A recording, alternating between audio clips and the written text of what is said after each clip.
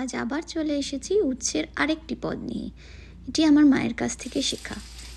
শুরুতেই ভেজে রাখবো কয়েকটা বড়ি।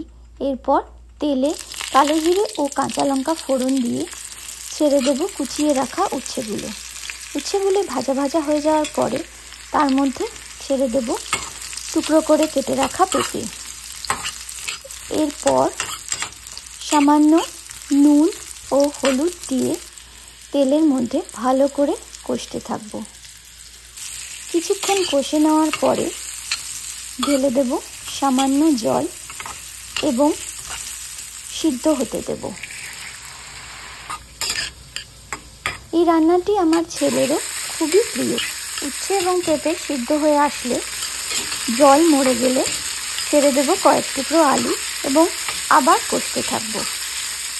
আলুগুলোকে ভালো করে কষে নেওয়ার পরে এর মধ্যে আবার খানিকটা জল ঢেলে ফুটতে দেব।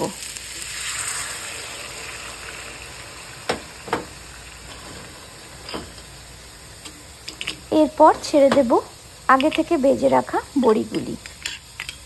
গরমে হালকার ওপর এই উচ্ছের ঝোল খুবই আরামদায়ক একটি খাবার।